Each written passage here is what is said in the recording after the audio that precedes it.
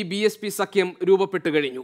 രാജ്യത്തിന്റെ പണം ഊറ്റിയെടുത്തവരെ രാജ്യസേവകരാക്കണോ എന്ന് ജനം തീരുമാനിക്കണം എന്നാണ് പ്രധാനമന്ത്രി നരേന്ദ്രമോദി ഇന്ന് പറഞ്ഞത്. വരുന്ന തെരഞ്ഞെടുപ്പ് കോൺഗ്രസിന്റെ വിജയത്തിനായുള്ളതാണെന്നാണ് രാഹുലിന്റെ പ്രഖ്യാപനം. തെരഞ്ഞെടുപ്പ് രംഗം സജീവമാകുന്നു. ലക്നൌവിൽ നടത്തിയ സംയുക്ത വാർത്താ സമ്മേളനത്തിലാണ് മായാവതിയും അഖിലേഷ് യാദവും സഖ്യം പ്രഖ്യാപിച്ചത്. BSPയും SPയും 38 സീറ്റുകളിൽ വീതം മത്സരിക്കും. 2 സീറ്റുകൾ സഖ്യത്തിലെ ചെറുപാർട്ടികൾക്കായി മാറ്റിവെക്കും. അമേഠിയിലും റായ്ബറേലിയിലും സഖ്യത്തിന് സ്ഥാനാർത്ഥികൾ ഉണ്ടാവില്ല. ഈ സീറ്റുകൾ കോൺഗ്രസിനായി ഒഴിച്ചിടും. അതേസമയം കോൺഗ്രസ് അഴിമതിക്കാരാണെന്നും അവരുമായി സഖ്യമുണ്ടാക്കിയാൽ നഷ്ടമേ ഉണ്ടാവുകയുള്ളൂ എന്നും മായാവതി വിശദീകരിച്ചു.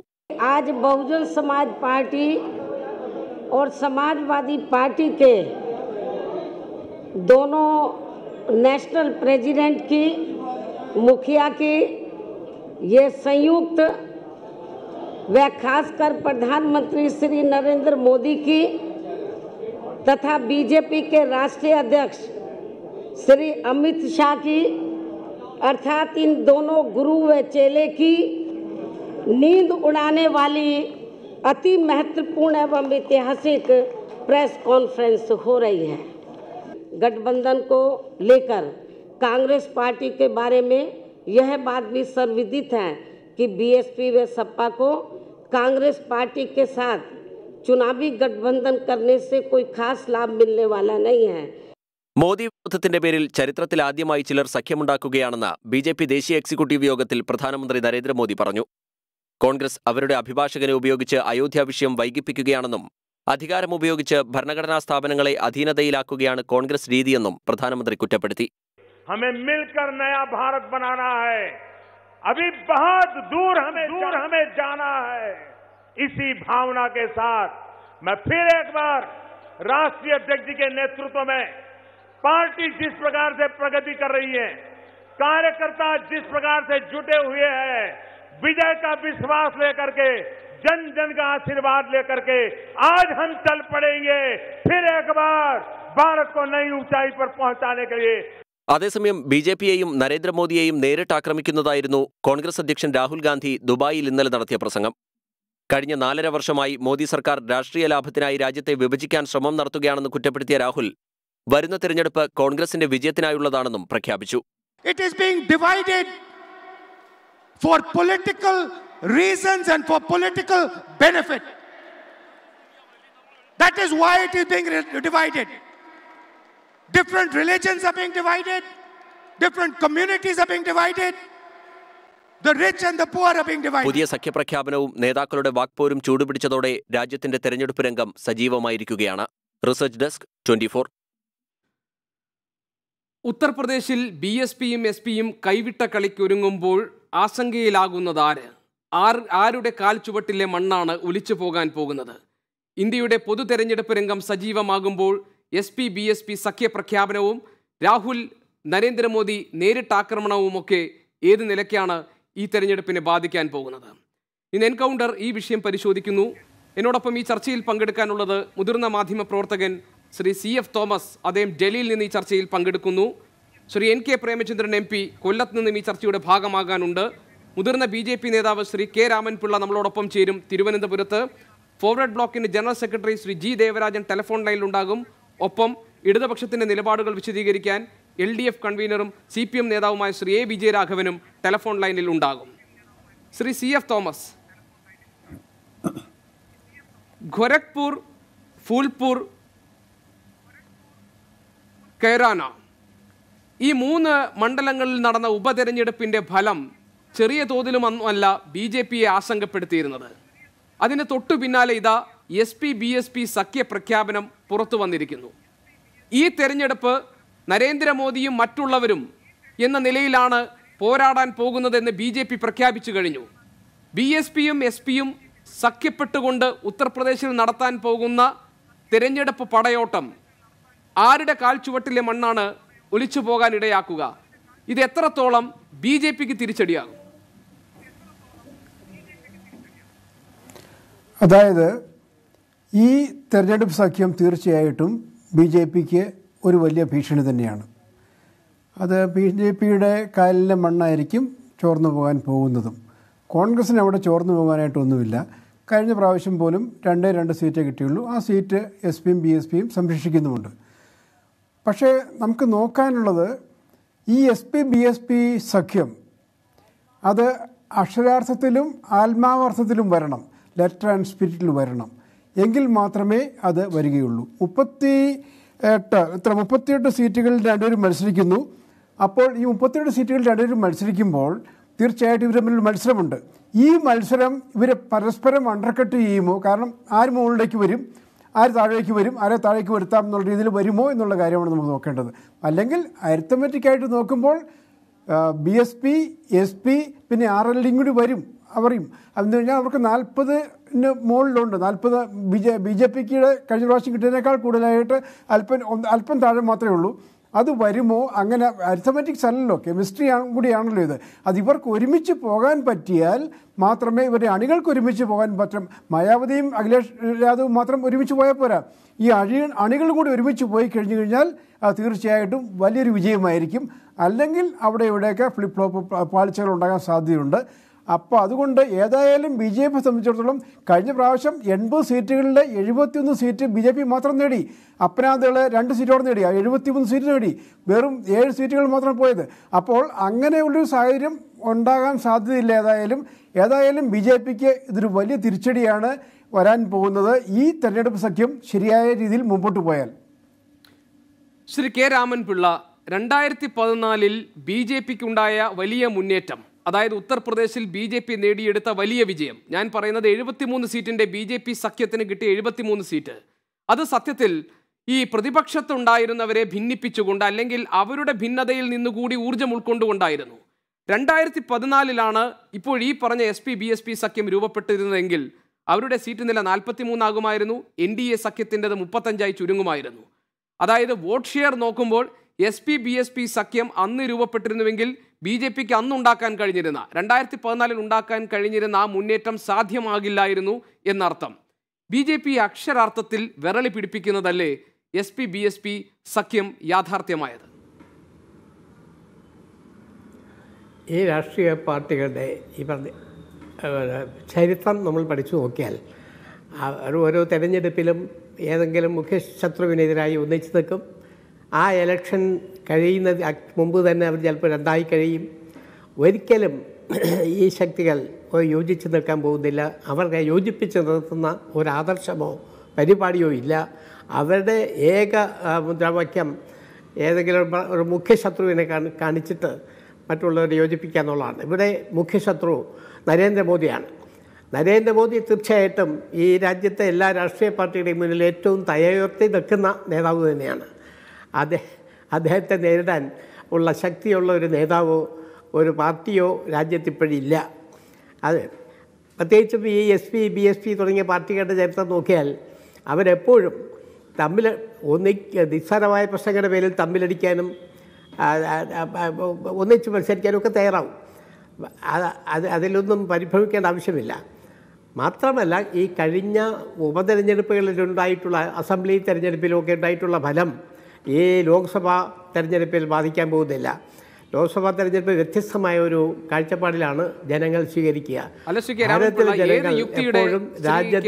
ഏത് യുക്തിയുടെ പിൻബലം വെച്ചാണ് താങ്കൾ ഈ SP-BSP സഖ്യത്തെ അത്ര ഗൗരവത്തോടുകൂടി കാണേണ്ടതില്ല എന്ന ഒരു നിഗമനത്തിലെത്തുന്നതെന്ന് എനിക്ക് മനസ്സിലാകുന്നില്ല. അല്ല ശ്രീ K. രാമൻപിള്ള, എന്റെ ചോദ്യം ശ്രീ K. രാമൻപിള്ള, ഏത് യുക്തിയുടെ പിൻബലത്തിലാണ് താങ്കൾ ഈ സഖ്യത്തെ വളരെ ഗൗരവത്തോടുകൂടി കാണേണ്ടതില്ല, തെരഞ്ഞെടുപ്പ് കഴിഞ്ഞാൽ അവർക്ക് ഒരുമിച്ച് നിൽക്കാൻ കഴിയില്ല എന്നൊക്കെ താങ്കൾ പറയുന്നതെന്ന് എനിക്ക് മനസ്സിലാകുന്നില്ല? ഇല്ല, അവർക്ക് അങ്ങനെ ഒരു പ്രോഗ്രാം ഇല്ല. അവരുടെ പ്രോഗ്രാം? അവർ ഇന്നലെ വരെ തമ്മിലടിച്ച UP നിയമസഭയിൽ തന്നെ അവരൊന്നിച്ച് ഭരിക്കാൻ ശ്രമിച്ചിട്ടുണ്ട്. അവർക്ക് അത് മുന്നോട്ട് കൊണ്ടുപോകാൻ സാധിച്ചില്ല. ഒന്നിച്ച് തെരഞ്ഞെടുപ്പിൽ മത്സരിക്കാൻ ശ്രമിച്ചിട്ടുണ്ട്. അവർക്ക് മുന്നോട്ട് പോകാൻ സാധിച്ചിട്ടില്ല. എപ്പോഴും അവർ തുടക്കത്തിൽ ഇതൊക്കെ പറയുമെങ്കിലും കുറച്ച് കഴിഞ്ഞ് അധികാരമോഹം കൊണ്ട് വെറും അധികാരമോഹം മാത്രമാണ് അവരെ നയിക്കുന്നത്. അതുകൊണ്ട് അവർ തമ്മിലടിച്ച് പിരിയും എന്ന കാര്യത്തിൽ യാതൊരു സംശയവുമില്ല. പക്ഷേ താങ്കൾ നടത്തിയ അഭിപ്രായ പ്രകടനത്തിൽ നമുക്ക് കൂടുതൽ കാര്യങ്ങൾ ചർച്ച ചെയ്യാനുണ്ട്. അതിൽ താങ്കൾക്ക് എതിരായി നിരത്താവുന്ന ചില വാദങ്ങളും എനിക്കുണ്ട്. ഞാൻ അതിലേക്ക് വരാം. ശ്രീ NK പ്രേമചന്ദ്രൻ, ഈ തെരഞ്ഞെടുപ്പിൽ അതായത് വർഗീയ ഫാഷിസ്റ്റ് ശക്തികളെ തോൽപ്പിക്കുന്നതിനും ജനാധിപത്യം സംരക്ഷിക്കുന്നതിനും വേണ്ടി ഒരു വിശാലമായ മതേതര ജനാധിപത്യ സഖ്യം എന്ന സ്വപ്നം കൊണ്ടു നടക്കുകയാണ് കോൺഗ്രസ് ഇപ്പോഴും. അടുത്ത പ്രധാനമന്ത്രിയായി ഈ രാജ്യത്ത് വരാൻ പോകുന്നത് രാഹുൽ ഗാന്ധിയാണ് എന്ന് സ്വപ്നം കാണുന്നുണ്ട് കോൺഗ്രസ്. അതേസമയം തന്നെ അത്തരം സഖ്യ സാധ്യതകളെല്ലാം ദുർബലപ്പെടുത്തുന്ന, അത്തരം മോഹങ്ങളെയൊക്കെ നശിപ്പിച്ച് കളയുന്ന പുതിയ ചില കൂട്ടായ്മകൾ രൂപപ്പെടുകയാണ് രാജ്യത്തിൻ്റെ പല ഭാഗങ്ങളിലും. അതിലൊന്നാണ്, അതിലേറെ നിർണായകമാണ് SP-BSP സഖ്യം. ഞങ്ങൾക്ക് കോൺഗ്രസുമായി ചേരാൻ കഴിയില്ല, എങ്ങനെയാണോ BJP ഞങ്ങളെ ശത്രുപക്ഷത്ത് നിർത്തിയിട്ടുള്ളത് അതേപോലെ കോൺഗ്രസിനെയും ഞങ്ങൾ ശത്രുപക്ഷത്ത് നിർത്തും എന്ന് പ്രഖ്യാപിച്ചു കഴിഞ്ഞു മായാവതിയും അഖിലേഷും ഒക്കെ. കോൺഗ്രസിനെ അക്ഷരാർത്ഥത്തിൽ നിരാശപ്പെടുത്തുന്നതും നിങ്ങളുടെ ശ്രമങ്ങളെ പിന്നോട്ട് വലിക്കുന്നതുമല്ലേ ഈ സഖ്യം?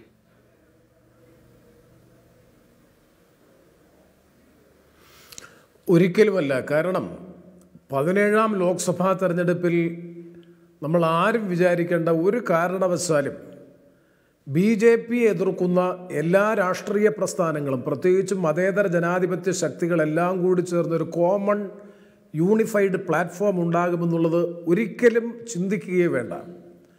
പക്ഷെ ഒരു കാര്യം വ്യക്തമാണ്, മായാവതിയുടെ നേതൃത്വത്തിലുള്ള BSPയും അഖിലേഷ് യാദവിൻ്റെ നേതൃത്വത്തിലുള്ള സമാജ്വാദി പാർട്ടിയും വളരെ വ്യക്തമായി ഒരു കാര്യം മുന്നോട്ട് വെക്കുന്നുണ്ട്. നിങ്ങൾ ശ്രദ്ധിച്ചു കാണാൻ 2 സീറ്റുകൾ, 2 പാർലമെൻറ്റ് സീറ്റുകൾ റായ്ബറേലിയും അമേത്തിയിലും കോൺഗ്രസ്, പ്രത്യേകിച്ചും കോൺഗ്രസിൻ്റെ പ്രസിഡന്റും രാഹുൽ ഗാന്ധിയും ഒക്കെ മത്സരിച്ച് വരുന്ന 2 സീറ്റുകൾ ഒഴിച്ചിട്ടു എന്ന് പറയുന്നത് തന്നെ വരാൻ പോകുന്ന മതേതര ജനാധിപത്യ രാഷ്ട്രീയ സഖ്യത്തിൻ്റെ ഒരു സൂചനയാണ്. കാരണം UP സംസ്ഥാനത്തിൻ്റെ രാഷ്ട്രീയ പരിച്ഛേദം പരിശോധിക്കുന്ന ഏതൊരു വിദ്യാർത്ഥിക്കും നല്ലതുപോലെ മനസ്സിലാക്കാൻ കഴിയും, അവിടെ കോൺഗ്രസും BSPയും SPയും തമ്മിലുണ്ടാകുന്ന ഒരു സഖ്യം പലപ്പോഴും വർക്കബിൾ ആകുന്നില്ല എന്നുള്ളതൊരു വസ്തുതയാണ്. കഴിഞ്ഞ നിയമസഭാ തെരഞ്ഞെടുപ്പിൽ പോലും സഖ്യമുണ്ടാക്കാൻ വേണ്ടിയിട്ടുള്ള നിർബന്ധിതമായ പരിശ്രമം കോൺഗ്രസിൻ്റെ നേതൃത്വത്തിൻ്റെ ഭാഗത്തു നിന്ന്, പ്രത്യേകിച്ചും ശ്രീ രാഹുൽ ഗാന്ധിയുടെയൊക്കെ ഭാഗത്തു നിന്നുണ്ടായപ്പോഴൊക്കെ വലിയ തോതിലുള്ള വിമതശല്യവും സംഘടനാപരമായിട്ടുള്ള വിയോജിപ്പും പ്രതിഷേധവുമൊക്കെ ഉണ്ടായതുകൊണ്ട് തന്നെ ഒരു തരത്തിലും ഒരു നല്ല മുന്നേറ്റം നടത്താൻ കോൺഗ്രസിന് കഴിയാതെ പോയ സാഹചര്യമുണ്ട്. അപ്പോൾ അവിടുത്തെ രാഷ്ട്രീയ സമവാക്യങ്ങൾ വ്യത്യസ്തമായിട്ടുള്ളതാണ്. നേരത്തെ ബഹുമാനപ്പെട്ട ശ്രീ രാമൻപിള്ള സാർ അദ്ദേഹം സൂചിപ്പിച്ചു, SP-യും BSPയും തമ്മിലുള്ളത് ഒരു അൺനാച്ചുറൽ അലയൻസ് ആണ്, അല്ലെങ്കിൽ അസ്വാഭാവികമായിട്ടുള്ളൊരു സഖ്യമാണെന്ന് സൂചിപ്പിച്ചു. ഒരിക്കലുമല്ല. SP-യും BSPയും തമ്മിലുള്ള രാഷ്ട്രീയ സഖ്യം വളരെ സ്വാഭാവികമായിട്ടുള്ള, അവർ ഉയർത്തുന്ന, അവർ മുന്നോട്ട് വെക്കുന്ന രാഷ്ട്രീയം, അവരുടെ സാമൂഹ്യമായിട്ടുള്ള പശ്ചാത്തലം, അവരെ പിന്തുണയ്ക്കുന്ന രാഷ്ട്രീയ ഘടകങ്ങൾ ഏറെക്കുറെ സമാനമായിട്ടുള്ളതാണ്. ശരിയാണ്. പക്ഷേ ഞാൻ ചോദിക്കുന്നത് ഈ ഒരു സവിശേഷമായ സമകാലികമായ ഏറ്റവും കറണ്ടായിട്ടുള്ള ഇന്ത്യയുടെ രാഷ്ട്രീയ സാഹചര്യം മുൻനിർത്തി നിങ്ങൾ മുന്നോട്ട് വയ്ക്കുന്ന മുദ്രാവാക്യം, ഞാൻ പറഞ്ഞ കോൺഗ്രസ് മുന്നോട്ട് വയ്ക്കുന്ന മുദ്രാവാക്യം ഇപ്പോൾ മതേതരത്വം അതല്ലെങ്കിൽ ജനാധിപത്യം ഇത് സംരക്ഷിക്കപ്പെടേണ്ടതാണ് എന്ന മുദ്രാവാക്യത്തോട് അവർക്ക് ഐക്യപ്പെടാൻ കഴിഞ്ഞിരുന്നുവെങ്കിൽ ഈ കോൺഗ്രസിൻ്റെ വിശാല സഖ്യം എന്ന ആ ആശയത്തെ അവർ ഉൾക്കൊള്ളുമായിരുന്നു. അതുണ്ടായില്ല. പിന്നെ അതിന് പുറത്ത് ഇപ്പോൾ തെലങ്കാന രാഷ്ട്ര സമിതിയെ പോലുള്ള ചന്ദ്രശേഖർ റാവുവിനെ പോലുള്ളവർ അവർ ശ്രമിക്കുന്നത് കോൺഗ്രസിനെ ഒഴിവാക്കിക്കൊണ്ട് മതേതര ശക്തികളുടെ കൂട്ടായ്മ, ഒരു ഫെഡറൽ ഐക്യനിര സഖ്യം രൂപപ്പെടുത്താനാണ്. ഞാൻ പറയുന്നത് കോൺഗ്രസിൻ്റെ നേതൃത്വം അംഗീകരിച്ചുകൊണ്ട് ആരൊക്കെ ഇതിൽ അണിനിരക്കാൻ പോകുന്നു എന്ന പ്രശ്നം കൂടുതൽ കൂടുതൽ സങ്കീർണമാകാൻ പോവുകയാണ്.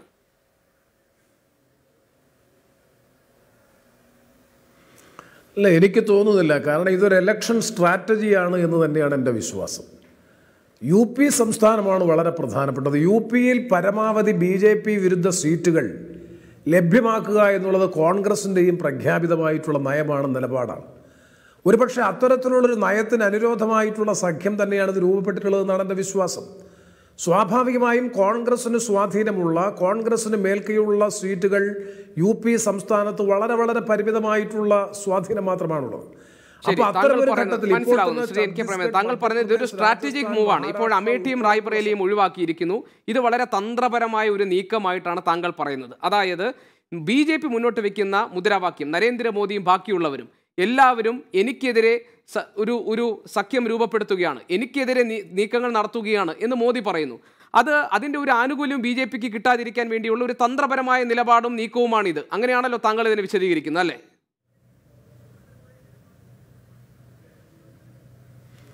ഒരു രാഷ്ട്രീയ നിരീക്ഷകൻ എന്ന നിലയിൽ, പ്രത്യേകിച്ചും ഡൽഹിയിൽ ഇതുമായി ബന്ധപ്പെട്ട ചർച്ചകളിലൊക്കെ പങ്കെടുക്കാൻ അവസരം ലഭിച്ച ഒരാളെന്ന നിലയിൽ എനിക്ക് തോന്നുന്നു ഇതൊരു രാഷ്ട്രീയമായ തന്ത്രത്തിൻ്റെ ഭാഗമായി തന്നെയായിരിക്കാം ഇത്തരത്തിലൊരു അലയൻസ് രൂപപ്പെട്ടത് എന്ന് തന്നെയാണ് എൻ്റെ വിശ്വാസം. കാരണം 3 സംസ്ഥാന നിയമസഭകളിൽ കോൺഗ്രസിൻ്റെ നേതൃത്വത്തിൽ ഒരു വലിയ മുന്നേറ്റം നടന്നപ്പോൾ. ഒരു നിമിഷം താങ്കളിലേക്ക് തിരിച്ചു തരാം. ഈ ചർച്ചയിൽ പങ്കെടുക്കാൻ ശ്രീ ജി ദേവരാജനും അതോടൊപ്പം തന്നെ ശ്രീ എ വിജയരാഘവനും രണ്ടുപേരും ടെലിഫോൺ ലൈനിലുണ്ട്. ശ്രീ വിജയരാഘവൻ, താങ്കൾക്ക് എന്നെ കേൾക്കാമല്ലോ അല്ലേ? ശ്രീ എ വിജയരാഘവൻ, താങ്കൾക്ക് എന്നെ കേൾക്കാമോ? വളരെയധികം നന്ദി താങ്കൾ ഈ ചർച്ചയിൽ പങ്കെടുക്കാൻ എത്തി. ശ്രീ വിജയരാഘവൻ, ഇവിടെ SP BSP സഖ്യം രൂപപ്പെട്ട് കഴിഞ്ഞു. കോൺഗ്രസ് ഇതിൽ നിന്ന് പുറത്താക്കപ്പെട്ടു. BJP പ്രഖ്യാപിച്ചു കഴിഞ്ഞു ഈ തെരഞ്ഞെടുപ്പ് നരേന്ദ്രമോദിയും ബാക്കിയുള്ളവരും തമ്മിലുള്ള പോരാട്ടമാണ്. നരേന്ദ്രമോദി തന്നെ പറയുന്നു, നോക്കൂ, എല്ലായിടത്തും എനിക്കെതിരായിട്ടുള്ള സഖ്യമാണ് രൂപപ്പെടുന്നത്. കർണാടകയിൽ JDSും കോൺഗ്രസും കൈകോർത്ത് നിൽക്കുന്നു. അതോടൊപ്പം തന്നെ ഇവിടെ SP BSPയും കൈകോർത്ത് നിൽക്കുന്നു. കോൺഗ്രസും തെലുങ്ക് ദേശം പാർട്ടിയും കൈകോർത്ത് നിൽക്കുന്നു. എല്ലാം മോദി വിരുദ്ധതയുടെ പേരിലാണ്. അതുകൊണ്ട് ഈ തെരഞ്ഞെടുപ്പിൽ പോരാട്ടം നരേന്ദ്രമോദിയും ബാക്കിയുള്ളവരും എന്നതാണ് BJP ഇപ്പോൾ ഉയർത്തിക്കാട്ടുന്നത്. അങ്ങനെയാണെങ്കിൽ കോൺഗ്രസിനെ പുറത്താക്കിക്കൊണ്ടുള്ള SP BSP സഖ്യം ഒരു യഥാർത്ഥ സ്പിരിറ്റ് മുന്നോട്ട് വെക്കുന്നുണ്ടെന്ന അഭിപ്രായം താങ്കൾക്കുണ്ടോ? BJPയെ ദുർബലപ്പെടുത്താൻ, അതല്ല ഇത് വേറൊരു സ്ട്രാറ്റജിക് മൂവായിട്ടാണോ താങ്കൾ ഇതിനെ കാണുന്നത്? അല്ല, ഉത്തർപ്രദേശിന്റെ ഒരു പ്രത്യേക സാഹചര്യത്തിൽ കോൺഗ്രസിനെ പരാജയപ്പെടുത്താനുള്ള ഏറ്റവും നല്ല ഒരു കൂട്ടുകെട്ടാണ് മായാവതിയും നമ്മുടെ സമാജ്വാദി പാർട്ടിയും തമ്മിൽ രൂപീകരിച്ചിട്ടുള്ളത്. കോൺഗ്രസിനെയല്ല, BJPയെ പരാജയപ്പെടുത്താൻ, അങ്ങനെയായിരിക്കും താങ്കൾ ഉദ്ദേശിച്ചത്? അതെ, BJP പരാജയപ്പെടുത്താൻ. BJPയെ സംബന്ധിച്ചിടത്തോളം ഈ BJP കേന്ദ്രത്തിൽ അധികാരത്തിൽ വന്നിട്ടുള്ള 4 സന്ദർഭങ്ങൾ എടുത്താൽ നമുക്ക് അവർ മുഖ്യ പ്രതിപക്ഷമായപ്പോ 50-ലേറെ സീറ്റ് ഉത്തർപ്രദേശിലുണ്ടായിരുന്നു. 2 തവണ അധികാരത്തിൽ വന്നപ്പോ 50-ലേറെ സീറ്റ് ഉണ്ടായിരുന്നു. ഒറ്റയ്ക്ക് ഭൂരിപക്ഷം കിട്ടിയപ്പോ 70-ലേറെ സീറ്റ് ഉണ്ടായിരുന്നു. അപ്പോ ഇന്ത്യയിൽ ഭൂരിപക്ഷം കിട്ടുക എന്ന പ്രക്രിയയിലെ BJPയുടെ ഏറ്റവും പ്രധാനപ്പെട്ട ഖനനം നടക്കുന്ന സ്ഥലമാണ് ഉത്തർപ്രദേശ്. അവിടുത്തെ കഴിഞ്ഞ തെരഞ്ഞെടുപ്പിന്റെ ഏറ്റവും വലിയ പ്രത്യേകത 20% വോട്ടുള്ള മായാവതിക്ക് ഒരൊറ്റ പാർലമെന്റ് അംഗമില്ല. 20% ഉള്ള മുസ്ലിങ്ങളിൽ നിന്ന് ഒരൊറ്റ പാർലമെന്റ് അംഗമില്ല. വളരെ കൗതുകകരമായ ഒരു സ്ഥിതിവിവര കണക്കാണ് ആ നിലയിൽ ഉത്തർപ്രദേശിൽ നിന്നും കഴിഞ്ഞ തവണ വന്നത്. അമിത്ഷാ വളരെ മനോഹരമായി ഉത്തർപ്രദേശിലെ വിവിധ ജാതി ഘടകങ്ങളെ കൂട്ടിയിണക്കുന്ന തരത്തിൽ ധന മേധാവിത്വം കൂടി ഉപയോഗപ്പെടുത്തിക്കൊണ്ട് നടത്തിയ ഒരു പ്രക്രിയയുടെ ആകത്തുകയായിട്ട് സംഭവിച്ചതായിരുന്നു അത്. അങ്ങനെ വളരെ തന്ത്രപൂർവ്വമായിട്ട് BJP നടത്തിയ ഒരു കരുനീക്കത്തിലൂടെ വോട്ടുകളെ വ്യത്യസ്ത ഘടകങ്ങളെ മതപരമായ, ജാതീയമായ, രാഷ്ട്രീയമായ ഘടകങ്ങളെ ഭിന്നിപ്പിച്ചു നിർത്തിക്കൊണ്ട് ഒന്നാണ് ഉത്തർപ്രദേശിലെ തെരഞ്ഞെടുപ്പ്. BJPയെ ഇന്ത്യയിൽ തോൽപ്പിക്കുക എന്ന ലക്ഷ്യത്തിൽ പരമപ്രധാനമാണ് ഉത്തർപ്രദേശിലെ BJPയെ തോൽപ്പിക്കുക എന്നത്. അതുകൊണ്ട് ആ നിലയിൽ നോക്കിയാൽ നമുക്ക് അവിടെ രൂപീകരിക്കാൻ കഴിയുന്ന ഏറ്റവും കരുത്തുറ്റ രാഷ്ട്രീയ സഖ്യമാണ് BJPയും BSPയും നമ്മുടെ സമാജ്വാദി പാർട്ടിയും തമ്മിൽ ഇപ്പോൾ ഉണ്ടാക്കിയിട്ടില്ലേ. മറ്റൊന്ന് നമ്മൾ കാണേണ്ട, ഈ തെരഞ്ഞെടുപ്പിൽ മോഡിക്കെതിരായിട്ട് രാഹുൽ ഗാന്ധി എന്ന് പ്രൊജക്ട് ചെയ്തുകൊണ്ട് ഈ തെരഞ്ഞെടുപ്പിൽ BJPയെ തോൽപ്പിക്കാൻ കഴിയില്ല. BJPക്കെതിരായിട്ട് ഏതെല്ലാം മതനിരപേക്ഷ കക്ഷികളെ ഏതെല്ലാം സംസ്ഥാനങ്ങളിൽ നമുക്ക് ഉപയോഗപ്പെടുത്താൻ കഴിയുമോ ആ നിലയിൽ ഉപയോഗപ്പെടുത്തിയതിനു ശേഷം തെരഞ്ഞെടുപ്പിന് ശേഷമാണ് ആര് പ്രധാനമന്ത്രി, എങ്ങനെ കാര്യങ്ങൾ എന്നൊക്കെ തീരുമാനിക്കാൻ സാധിക്കുക. ആ നിലയിലേക്കുള്ള നീക്കത്തിലെ വളരെ പ്രധാനപ്പെട്ട ചുവടുവെപ്പാണ് ഇപ്പോൾ വന്നിട്ടുള്ള ഈ സഖ്യം എന്നുള്ളതാണ് കാണാൻ കഴിയുക. അല്ല ശ്രീ വിജയരാഘവൻ, ഇവിടെ മോദിക്കെതിരെ എല്ലാവരും ഒന്നിക്കുന്നു എന്നത് ഒരു പ്രചാരണ വിഷയമാക്കിക്കൊണ്ട്, അല്ലെങ്കിൽ അതൊരു പ്രചാരണ മുദ്രാവാക്യമാക്കിക്കൊണ്ട് മുന്നോട്ട് വരുമ്പോൾ അതിൻ്റെ ആനുകൂല്യം ഒന്നും BJPക്ക് കിട്ടരുത് എന്നത് മുൻകൂട്ടി കണ്ടുള്ള ഒരു തന്ത്രപരമായ നീക്കമായിരിക്കുമോ? കോൺഗ്രസും BJPയും ഒരുപോലെ എതിർക്കപ്പെടേണ്ടതാണ് എന്നൊക്കെ ഇന്ന് മായാവതിയും അഖിലേഷ് യാദവും പറഞ്ഞത്. അതിലെ പ്രധാനപ്പെട്ട കാര്യം എന്താ, ഈ പ്രധാനമന്ത്രി കസേരയിലേക്ക് രാഹുൽ ഗാന്ധിയെ പ്രൊമോട്ട് ചെയ്യുന്നതുകൊണ്ടാണ്. അങ്ങനെ ഒരു നീക്കം നടത്തിക്കൊണ്ട് നമുക്കൊരു കൂട്ടായ മുന്നണി ഉണ്ടാക്കാൻ പറ്റില്ല. ആര് പ്രധാനമന്ത്രിയുടെ വിഷയമല്ല, BJP തോൽക്കുക എന്നുള്ളതാണ് പ്രധാനപ്പെട്ടത്. BJPയുടെ രാഷ്ട്രീയ നിലപാടുകളുടെ പരാജയമാണെന്ന് അനിവാര്യം. കാരണം ജനങ്ങളെ ഭിന്നിപ്പിക്കുന്നു. അത് രാഷ്ട്രീയമായി, വർഗീയമായി, ജാതീയമായി ജനങ്ങളെ ഭിന്നിപ്പിക്കുന്നു. അപകടകരമായ തരത്തിൽ വർഗീയ സംഘർഷങ്ങൾ ഉണ്ടാക്കുന്നു. സാമ്പത്തികമായി ജനങ്ങളെ ഭിന്നിപ്പിക്കുന്നു. ഉള്ളവനും ഇല്ലാത്തവനും എന്നുള്ളിടത്ത് പ്രമാണിച്ചതിന് അനുകൂലമായ നയസമീപനം സ്വീകരിച്ച് ഇല്ലാത്തവനെ, ഗ്രാമീണ ഇന്ത്യയുടെ ദരിദ്ര ഇന്ത്യയെ സൃഷ്ടിക്കുന്നു. അതിനെതിരായിട്ടുള്ള ജനവികാരം ഏറ്റവും സജീവമാണ് ഇന്ത്യയിൽ. ആ ജനവികാരത്തിന്റെ അടിസ്ഥാനത്തിൽ ഒരു BJP ഇതര ഗവൺമെന്റ് ഇന്ത്യയിൽ ഉണ്ടാക്കുക എന്നുള്ളതാണ്. അതിന് ഇന്ത്യയുടെ സവിശേഷമായ രാഷ്ട്രീയ സാഹചര്യത്തിൽ നമുക്ക് തെരഞ്ഞെടുപ്പിന് മുമ്പ് ഒരു സമ്പൂർണ്ണ രാഷ്ട്രീയ സഖ്യം ദേശീയാടിസ്ഥാനത്തിൽ ഉണ്ടാക്കാൻ കഴിയില്ല. മോദിക്ക് പകരം മറ്റൊരു നേതാവിനെയും നമുക്ക് മുന്നോട്ട് വയ്ക്കാനും കഴിയില്ല. അത്തരം ഒരു സാഹചര്യത്തിൽ വിവിധ സംസ്ഥാനങ്ങളിലാണ് ഏറ്റവും കൃത്യമായ മുന്നണികൾ രൂപപ്പെട്ടു വരിക. ഉത്തർപ്രദേശിന്റെ സാഹചര്യത്തിൽ BJPയെ തോൽപ്പിക്കാൻ ഏറ്റവും പ്രാപ്തിയുള്ള ഒരു മുന്നണി രൂപപ്പെട്ടു എന്നതാണ് ഇതിന്റെ പ്രത്യേകത. ശരി, ഞാൻ വരാം. ശ്രീ ജി ദേവരാജൻ, കോൺഗ്രസിന്റെ പേര് പരാമർശിക്കാതെ, അതല്ലെങ്കിൽ കോൺഗ്രസും BJPയും ഒരുപോലെ എതിർക്കപ്പെടേണ്ടതാണ് എന്ന നിലപാട് സ്വീകരിച്ച് തന്നെയാണ് അഖിലേഷും മായാവതിയും ഇന്നവരുടെ സംയുക്ത പ്രഖ്യാപനം നടത്തിയിരിക്കുന്നത്. ഇതിനർത്ഥം രാഹുൽ ഗാന്ധിയെ പ്രധാനമന്ത്രി സ്ഥാനാർത്ഥിയായി ഉയർത്തിക്കാട്ടിയ ആ ഒരു നീക്കത്തെ ഞങ്ങൾക്ക് അംഗീകരിക്കാൻ കഴിയില്ല എന്നാണോ? അതല്ല, കോൺഗ്രസ് ഒരു ശക്തിയല്ല, കോൺഗ്രസിനെ മാറ്റി നിർത്തിക്കൊണ്ട് ഒരു മതേതര മുന്നണി രൂപപ്പെടുത്താൻ ഞങ്ങൾക്ക് കഴിയുമെന്ന ആത്മവിശ്വാസമായിരിക്കും. ഏതായാലും SP-BSP സഖ്യം സ്വാഭാവികമായി പരിക്കേൽപ്പിക്കാൻ പോകുന്നത് BJP ആയിരിക്കുമെന്ന കാര്യത്തിൽ തർക്കമില്ലല്ലോ. അങ്ങനെയാണെങ്കിൽ ഈ സഖ്യം കോൺഗ്രസിനെ ഒഴിവാക്കിയതിന് താങ്കൾ കാണുന്ന ന്യായം എന്താണ്? ചോദ്യത്തിന്റെ ആദ്യത്തെ രണ്ട് ഭാഗത്തോട് നമുക്കിപ്പോഴ് പ്രതികരിക്കാൻ കഴിയില്ല.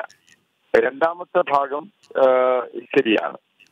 കാരണം BSPയും SP-യും തമ്മിൽ ഉണ്ടാക്കുന്ന ഒരു സഖ്യം കോൺഗ്രസിനെ ഒഴിവാക്കിക്കൊണ്ട് ഉണ്ടാക്കാൻ ഇപ്പോൾ ശ്രമിക്കുന്നു എന്ന് പറയുന്നത് എനിക്ക് തോന്നുന്നത് വളരെ പ്രീമച്വറാണ്. കാരണം നമുക്കറിയാമല്ലോ, രാഷ്ട്രീയത്തിൽ എല്ലായ്പ്പോഴും 2-2 4 അതുകൊണ്ട് തന്നെ ഇനിയും ഇത്തരം കാര്യങ്ങളിൽ കൂടുതൽ സഖ്യകക്ഷികളെ ചേർത്തുകൊണ്ട് ഈ മുന്നണി സംവിധാനം അല്ലെങ്കിൽ ഇപ്പോൾ നടത്തിയിരിക്കുന്ന നീക്കം വികസിപ്പിക്കുവാനുള്ള സാധ്യത നമുക്കിപ്പോൾ തള്ളിക്കളയേണ്ട കാര്യമില്ല. കാരണം ഉത്തർപ്രദേശിൽ കഴിഞ്ഞ പ്രാവശ്യം BJP-യോടൊപ്പം ഉണ്ടായിരുന്ന സഖ്യകക്ഷികളിൽ പലരും ഇപ്പോൾ പുറത്തു വന്നിട്ടുണ്ട്. അങ്ങനെ പുറത്തു വന്നിട്ടുള്ളവരെ കൂടി അക്കോമഡേറ്റ് ചെയ്യാൻ കഴിയുന്ന തരത്തിൽ SP-യും BSP-യും മാറുമെന്ന് തന്നെയാണ് എന്റെ വിശ്വാസം. കാരണം രണ്ടുപേരുടെയും പ്രാഥമികമായ ലക്ഷ്യം BJP-യെ പരാജയപ്പെടുത്തുക എന്നുള്ളതാണ്. അങ്ങനെ വന്നു കഴിയുമ്പോൾ BJP വിരുദ്ധമായിട്ടുള്ള പരമാവധി വോട്ടുകൾ സമാഹരിക്കേണ്ടെന്ന ഒരു ആവശ്യം ഈ നേതാക്കന്മാർക്ക് തിരിച്ചറിയാൻ കഴിയും. കാരണം അക്കാര്യത്തിൽ അവർ പരിണിതപ്രജ്ഞരായ നേതാക്കന്മാരാണ്. ഉപേന്ദ്ര കുശ്വാഹയുടെ പാർട്ടി ആയാലും ശരി, അതുപോലെ തന്നെ അവിടെയുള്ള വേറൊരു പാർട്ടിയുണ്ട്, സുഹാന പാർട്ടി, ഭാരതീയ സുഹാന പാർട്ടി, അങ്ങനെയുള്ള 1-2 MP-മാരും അതുപോലെ തന്നെ ചില പ്രദേശങ്ങളിൽ സാമുദായികപരമായി തന്നെ സ്വാധീനമുള്ള പാർട്ടികളും അവിടെ ഉണ്ട്. അപ്പൊ അവരെയൊക്കെ ഉൾക്കൊള്ളുവാൻ കഴിയുന്ന തരത്തിൽ കൂടുതൽ വിട്ടുവീഴ്ചകൾക്ക് ഒപ്പം പശ്ചിമ ഉത്തർപ്രദേശിൽ വളരെ സ്വാധീനമുള്ള അജിത് സിംഗിന്റെ പാർട്ടി RLD അവരെ അക്കോമഡേറ്റ് ചെയ്യേണ്ടതുണ്ട്. ഇവർ രണ്ടുപേരും കൂടി ചേർന്നിട്ടാണ് കഴിഞ്ഞ ഉപതെരഞ്ഞെടുപ്പിൽ കേരാനയിൽ RLD സ്ഥാനാർത്ഥിയെ ജയിപ്പിച്ചെടുത്തിട്ടുള്ളത്. സ്വാഭാവികമായിട്ടും നമ്മളിതിന്റെ സാധ്യതകൾ പൂർണ്ണമായും തള്ളിക്കളയേണ്ട കാര്യമില്ല എന്ന് തന്നെയാണ് ഞാൻ മനസ്സിലാക്കുന്നത്. ഭവിഷ്യൻ ചോദിച്ച രണ്ടാമത്തെ ഭാഗം നിശ്ചയമായിട്ടും BJP-യെ പോലെ ഒരു പാർട്ടിക്ക് ഒരു വലിയ തിരിച്ചടി തന്നെയാണ് ഈ പ്രകാരം രൂപപ്പെടുന്ന ഒരു സഖ്യം എന്നുള്ള കാര്യത്തിൽ തർക്കമില്ല. കാരണം കഴിഞ്ഞ ലോക്സഭാ തിരഞ്ഞെടുപ്പ് 71 സീറ്റാണ്. ടെലിഫോണിൽ പ്രശ്നമുണ്ടായിട്ടുണ്ട്. ശ്രീ ജി ദേവരാജൻ കേൾക്കുന്നില്ല ഇപ്പോൾ താങ്കൾ പറയുന്നത്. ഞാൻ താങ്കളിലേക്ക് വരാം. ശ്രീ CF തോമസ്, 2014 പൊതുതെരഞ്ഞെടുപ്പ് ഉണ്ടായപ്പോൾ ഈ രാജ്യത്തുണ്ടായിരുന്ന ഒരു രാഷ്ട്രീയ കാലാവസ്ഥ താങ്കൾക്ക് ഓർമ്മയുണ്ടാകുമല്ലോ. നരേന്ദ്രമോദി എന്ന വ്യക്തിയുടെ ഒരു വ്യക്തിപ്രഭാവവും ഒരു മോദി വേവും അങ്ങേയറ്റം ശക്തമായി നിന്നിരുന്ന ഒരു കാലമായിരുന്നു അത്. അന്ന് BJP സഖ്യത്തിന് ഉത്തർപ്രദേശിൽ നേടാൻ കഴിഞ്ഞത് 43.3% അവരുടെ വോട്ട് ഷെയർ. അന്ന് SP വേറെയായിരുന്നു, BSP വേറെയായിരുന്നു, കോൺഗ്രസ് വേറെയായിരുന്നു, പ്രതിപക്ഷം അങ്ങനെ വിഘടിച്ചു നിന്നു. ഇന്നും BJP പറയുന്നത് നരേന്ദ്രമോദി വേഴ്സസ് ദ റെസ്റ്റ്, നരേന്ദ്രമോദിയും പിന്നെ മറ്റുള്ളവരും അവർ തമ്മിലുള്ള പോരാട്ടമാണ്. ഇത് ആത്മവിശ്വാസത്തോടെ പറയാൻ കഴിയുന്ന ഒരു സാഹചര്യം BJP-യെ സംബന്ധിച്ച് ഇന്നുണ്ടോ സർ? BJP ഇപ്പോഴും മോദിയും മറ്റുള്ളവരും തമ്മിലുള്ള പോരാട്ടമാണ് ഇത് എന്ന് പറയുമ്പോൾ രാഹുൽ ഗാന്ധിയുടെ എമർജൻസിനെ കാണാതിരിക്കുക, മറ്റ് സഖ്യശക്തികളുടെ കൂട്ടായ്മകളെ കാണാതിരിക്കുക, ഈ കഴിഞ്ഞ ഉപതെരഞ്ഞെടുപ്പിലെ ഫലങ്ങളെ കാണാതിരിക്കുക, ഇങ്ങനെയൊക്കെ ചില കാര്യങ്ങൾ മറുഭാഗത്തുണ്ടല്ലോ. അപ്പോൾ എത്ര ആത്മവിശ്വാസമാണ് BJP-ക്ക് അങ്ങനെ ഒരു പ്രഖ്യാപനം നടത്താൻ കഴിയുക? ഗോപികൃഷ്ണൻ, ഞാൻ പറയാം, 2014 സിറ്റുവേഷൻ വേറെയായിരുന്നു. കാരണം UPA ഗവൺമെൻറ്റിൻ്റെ ഒരു പതനമുണ്ടായിരുന്നു. കുറേ കോൾ ഗേറ്റ് സ്കാമും അത് 2G സ്കാമെല്ലാം ഉണ്ടായിരുന്നു. അതിനുശേഷം അങ്ങനെ പതറി നിൽക്കുന്ന ഒരു സമയത്താണ് 2014 തിരഞ്ഞെടുപ്പ് നടക്കുന്നത്. അവിടെ മോഡി വരികയാണ്. മോഡി വന്നിട്ട് അവിടെ ഒരു തരംഗമുണ്ടാക്കാൻ സാധിച്ചു. ഒരു മോഡി മാജിക് അവിടെ ഉണ്ടായി. അതിൻ്റെ ഫലമായിട്ടാണ് 1984 ശേഷം ആദ്യമായിട്ട് ഒരു സിംഗിൾ പാർട്ടി ഒരു സിമ്പിൾ മെജോറിറ്റിയായിട്ട് വരുന്നത്. അതായത് 282 സീറ്റുമായിട്ട് BJP വരുന്നു എല്ലാം ഉണ്ടാകുന്നത്. ആ സാഹചര്യങ്ങളെല്ലാം മാറിയിരിക്കുന്നു. ആ സാഹചര്യങ്ങൾ മാറിയിട്ട് ഇപ്പോൾ വരുന്ന സാഹചര്യം UP തന്നെ ഒരു തുടക്കമാണ്. അല്ലെങ്കിൽ ഗോരഖ്പൂറോ ഭൂൽപൂറോ ഖൈരാനയൊക്കെ വേറെ അതിൻ്റെ ഇൻഡിക്കേഷൻസ് ആയിരുന്നു. അതുകൂടാതെ രാജസ്ഥാനും ഛത്തീസ്ഗഡും മധ്യപ്രദേശും അതിൻ്റെ ഇൻഡിക്കേഷൻസാണ്. അങ്ങനെ രാഷ്ട്രീയം മാറിക്കൊണ്ടിരിക്കുകയാണ്. അതിന് മുമ്പ് ഒത്തിരി വിജയങ്ങൾ ഉണ്ടായിട്ടുണ്ട്, BJP ഉണ്ടായിട്ടുണ്ട്. നമുക്ക് അതൊന്നും തള്ളിക്കളയാൻ സാധിക്കില്ല. പക്ഷേ ഇപ്പോൾ മാറിക്കൊണ്ടിരിക്കുകയാണ്. ഈ മാറിക്കൊണ്ടിരിക്കുന്ന സാഹചര്യത്തിൻ്റെ ഏറ്റവും വലിയ അടിസ്ഥാനപരമായിട്ടുള്ള ഒരു ഉദാഹരണമാണ് ഇപ്പം BSPയുടെയും SPയുടെയും അതിനുശേഷം RLD എല്ലാം വരും ഇതിൽ വരാൻ പോകുന്ന സാഹചര്യം എന്ന് പറയുന്നത്. അത് തീർച്ചയായിട്ടും ഇന്ത്യയുടെ 2019 ലോക്സഭാ തിരഞ്ഞെടുപ്പിനെ മാറ്റിമറിക്കുമെന്നുള്ള കാര്യത്തിൽ ആരും സംശയമില്ല. പക്ഷേ അത് ശരിയായ രീതിയിൽ പോകണം പോയാൽ മാത്രമേ പറ്റുകയുള്ളൂ. ഇവർ തമ്മിൽ അങ്ങോട്ടും ഇങ്ങോട്ടും തൊഴുത്തുകുത്തുണ്ടായി കഴിഞ്ഞാൽ നടക്കുകയില്ല. ഞാൻ ആദ്യം പറഞ്ഞ പോലെ തന്നെ അക്ഷരാർത്ഥത്തിൽ ഈ അണികൾ ഉൾക്കൊള്ളണം. മായാവതിയും അഖിലേഷ് യാദവും മാത്രം ഉൾക്കൊണ്ടാൽ മാത്രം പോരാ. അങ്ങനെ ഉൾക്കൊണ്ടിട്ട് ഒരുമിച്ച് പോയി കഴിഞ്ഞാൽ 38 മത്സരിക്കുന്നു. അപ്പം നമ്മൾ ആരും മുമ്പിൽ പോകും, ആര് താഴെ പോകും എന്നുള്ള ആ രീതിയിലൊക്കെ മത്സരം വന്നു കഴിഞ്ഞ് കഴിഞ്ഞാൽ ഒന്നും നടക്കുകയില്ല. ഏതായാലും തീർച്ചയായിട്ടും ഒരു വലിയൊരു ഇതിലേക്ക് പോവുകയാണ്. രാഹുൽ ഗാന്ധിയെ അങ്ങനെ ആർക്കും താഴ്ത്തിക്കെട്ടുവാനോ അല്ലെങ്കിൽ തള്ളിക്കളയാനോ സാധിക്കില്ല. രാഹുൽ ഗാന്ധി എമർജ് ചെയ്തുകൊണ്ടിരിക്കുകയാണ്. അതിൻ്റെ ഉദാഹരണമാണ് രാജസ്ഥാനും മധ്യപ്രദേശും അതുപോലെ ഛത്തീസ്ഗഡുമെല്ലാം. അപ്പോൾ തീർച്ചയായിട്ടും ഒരു പൊളിറ്റിക്കൽ പാർട്ടി നിലയിൽ BJPക്ക് പറയാം ഇതൊന്നുമല്ല, ഈ ഇതുപോലുള്ള സഖ്യങ്ങളൊന്നും ഞങ്ങളെ ബാധിക്കുകയില്ല എന്ന് പറയാം. പക്ഷെ ബാധിക്കും. ഉത്തർപ്രദേശ് ആയിരുന്നു കഴിഞ്ഞ ആണിക്കല്ലെന്ന് പറയുന്നത്, അടിസ്ഥാനശില ആധാരശില എന്ന് പറയുന്നത് ഉത്തർപ്രദേശായിരുന്നു. 80 സീറ്റുകളിൽ 71 2 കൂടി 73 സീറ്റ് കിട്ടിയുകൊണ്ടാണ് BJPക്ക് ശരിക്കും ശരിയായ രീതിയിലൊരു സ്ഥാനം ഉറപ്പിക്കാൻ പറ്റുന്നത്. അതുപോലെ എല്ലാ സ്ഥലങ്ങളും നമുക്കറിയാം. രാജസ്ഥാനിലും 26 അല്ലെങ്കിൽ ഗുജറാത്തിൽ, അതുപോലെ എല്ലായിടത്തും 1 സീറ്റ് ഗുജറാത്തിൽ പോയിട്ടുള്ളൂ. അതുപോലെ ഡൽഹിയിൽ 7 കിട്ടി. ഇതൊക്കെ ആവർത്തിക്കുവാനായിട്ട് BJPക്ക് സാധിക്കുമോ എന്ന് BJP അമിത്ഷായും മോഡിയും സ്വയം ചോദിക്കണം. ചോദിച്ചു കഴിഞ്ഞാൽ അവർക്ക് മനസ്സിലാവും ആവർത്തിക്കാൻ സാധിക്കില്ല. എനിക്ക് ശ്രീ കെ രാമൻപിള്ളയോട് ചോദിക്കാനുള്ളത്, എവിടെ നിന്നാണ് ശ്രീ കെ രാമൻപിള്ള, ഏത് ആത്മവിശ്വാസത്തിന്റെ പുറത്താണ്, എന്ത് വസ്തുതകളുടെ പുറത്താണ് ഇപ്പോൾ നിന്നുകൊണ്ട് നരേന്ദ്രമോദിയും മറ്റുള്ളവരും തമ്മിലുള്ള പോരാട്ടമാണ് ഈ 2019 നടക്കാൻ പോകുന്നതെന്ന് BJP നേതൃത്വത്തിന് പറയാൻ കഴിയുക? നേരത്തെ ശ്രീ CF തോമസ് സൂചിപ്പിച്ചതുപോലെ തന്നെ ഈ തെരഞ്ഞെടുപ്പ് ഫലങ്ങൾ ഇനി രാജസ്ഥാൻ പോട്ടെ, ഛത്തീസ്ഗഡും മധ്യപ്രദേശും BJPക്ക് ഒരു ഷോക്ക് ട്രീറ്റ്മെന്റ് ആയിരുന്നു. ഉത്തർപ്രദേശിലെ SP BSP സഖ്യം, ഇനി അവിടെ എന്താണ് BJPയുടെ റോൾ എന്നുള്ളത് ആലോചിക്കേണ്ടി വരും. കാരണം നേരത്തെ പറഞ്ഞതുപോലെ തന്നെ ഫൂൽപൂരിലെയും ഖൊരഗ്പൂരിലെയും കൈറാനയിലും ഒക്കെ തെരഞ്ഞെടുപ്പ് ഫലങ്ങൾ BJPക്ക് ഒരു ഷോക്ക് ട്രീറ്റ്മെന്റ് ആയിരുന്നു. ഇപ്പോൾ ഈ ഒരു പുതിയ കൂട്ടുകെട്ടുണ്ടാകുന്നു. ഇനി കർണാടകത്തിൽ കോൺഗ്രസും JDSും അവിടെ പ്രശ്നങ്ങൾ ഉണ്ടാകുന്നു. കോൺഗ്രസും തെലുങ്കുദേശം പാർട്ടിയും തമ്മിലുള്ള കൂട്ടുകെട്ട്, മഹാരാഷ്ട്രയിൽ ശിവസേന ഇടഞ്ഞു നിൽക്കുന്നു. അപ്പോൾ BJP ഇപ്പോൾ ഈ പ്രകടിപ്പിക്കുന്ന ആത്മവിശ്വാസം ഏത് വസ്തുതകളുടെ അടിസ്ഥാനത്തിലാണ്? ഒരു കാര്യം പ്രത്യേകം മനസ്സിലാക്കണം, നമ്മുടെ രാജ്യത്ത് അസംബ്ലി തെരഞ്ഞെടുപ്പിൽ ഉണ്ടാകുന്ന ജനങ്ങളുടെ വികാരമല്ല ലോക്സഭാ തെരഞ്ഞെടുപ്പിൽ. ലോക്സഭാ തെരഞ്ഞെടുപ്പിൽ വളരെ വിശാലമായ ദേശീയ രാഷ്ട്രീയ ലക്ഷ്യമുണ്ട്. അതിൻ്റെ അടിസ്ഥാനത്തിലാണ് ജനങ്ങൾ വിധി എഴുതുന്നത്. പിന്നെ ഒരു കാര്യം, നമ്മൾ ഈ പാർട്ടികളെ പറ്റി വിലയിരുത്തുന്ന സമയത്ത് പഴകിയ ചില പ്രയോഗങ്ങളുണ്ട്. മതേതര ജനാധിപത്യ കക്ഷികളെന്ന് പറഞ്ഞ് കുറേ പാർട്ടികൾ അവരുടെ BJPക്കെതിരെ ഒന്നിക്കുന്നു എന്നൊരു ധാരണ ഉണ്ടാക്കാനാണ് ശ്രമിക്കുന്നത്. പക്ഷെ ഒരു കാര്യം മനസ്സിലാക്കണം, നിങ്ങൾ ഈ SPM BSPയും വളരെ വ്യക്തമായും ജാതി രാഷ്ട്രീയം കളിക്കുന്ന പാർട്ടികളാണ്. കോൺഗ്രസ് ആകട്ടെ ദേശീയ തലത്തിൽ മതേതര പ്രതിച്ഛായ ഉണ്ടാക്കാൻ ശ്രമിക്കുമെങ്കിലും സൗകര്യം കിട്ടുന്ന സ്ഥലത്തെല്ലാം മതരാഷ്ട്രീയം കളിച്ച് കഴിയുന്നിടത്തോളം മതവിഭാഗങ്ങളെ തമ്മിലടിപ്പിച്ച് അതിൽ നിന്ന് മുതലെടുക്കാൻ ശ്രമിക്കുന്ന പാർട്ടിയാണ്. അല്ല ശ്രീ കെ രാമൻപിള്ള, ജനാധിപത്യവും ഒക്കെ ഇങ്ങനെ പഴകിയ പ്രയോഗങ്ങളാണോ? സമൂഹത്തിനെതിരെ കെ രാമൻപിള്ള, മതേതരത്വവും ജനാധിപത്യവും ഒക്കെ അങ്ങനെ പഴകിയ പ്രയോഗങ്ങളാണോ? പഴകിയ ഉദാഹരണങ്ങൾ ചൂണ്ടിക്കാണിക്കാറുണ്ട്. ഇതൊക്കെ അവഗണിച്ചിട്ട് ഇനി ഈ പാർട്ടികളല്ല, ഈ വർഗീയ മതവർഗീയ പാർട്ടികളെല്ലാം മതേതര പാർട്ടികളാണെന്നും ജനാധിപത്യം കുഴിച്ചുപൂടാൻ ശ്രമിച്ച അടിയന്തരാവസ്ഥ പ്രഖ്യാപിച്ച കോൺഗ്രസ് ജനാധിപത്യ കക്ഷിയാണെന്ന് പറഞ്ഞാൽ ആരെ വിശ്വസിപ്പിക്കാനാണത്? അല്ല, ഈ ഉത്തർപ്രദേശിലെ ഉപതെരഞ്ഞെടുപ്പിൽ നടന്ന ഫലം അല്ലല്ല ശ്രീ കെ രാമൻപിള്ള, ഉത്തർപ്രദേശിലെ ഉപതെരഞ്ഞെടുപ്പിൽ ഉണ്ടായ ഫലം ഏത് കൂട്ടായ്മയ്ക്ക് കിട്ടിയ വിജയമായിരുന്നു? ഉത്തർപ്രദേശിലെ ഉപതെരഞ്ഞെടുപ്പ് ഗോരഖ്പൂരിലും ഭൂൽപൂരിലും ഒക്കെ ഉണ്ടായ തെരഞ്ഞെടുപ്പ് ഫലം, അതിലെ വിജയം ഏത് കൂട്ടുകെട്ടിന് കിട്ടിയ വിജയമാണ്? കണക്കെടുക്കേണ്ട ആവശ്യമില്ല, കാരണം അവിടെ വേറെ പരിഗണനകളായിരുന്നു. അതെനിക്ക് മനസ്സിലായില്ല സാർ. ജനങ്ങൾ ഓരോ പഞ്ചായത്ത് തെരഞ്ഞെടുപ്പിൽ പരിഗണന അല്ല അസംബ്ലിയിലെ പരിഗണനയല്ല ലോക്സഭയിലെ. അല്ല അല്ല, എനിക്ക് 15 വർഷം തുടരെ BJPയെ അലോസരപ്പെടുത്തേണ്ട ഒന്നല്ലേ സാർ? അതിന് മറുപടി പറഞ്ഞില്ല. ഈ SP BSP കൂട്ടുകെട്ട് അല്ല സാർ, കെ രാമൻപിള്ള, അങ്ങനെയല്ല. SP BSP കൂട്ടുകെട്ട് BJP അലോസരപ്പെടുത്തേണ്ട ഒന്നല്ലേ? മറുപടി തന്നില്ല താങ്കൾ. SP BSP കൂട്ടുകെട്ട് BJP അലോസരപ്പെടുത്തേണ്ടതാണോ അല്ലയോ?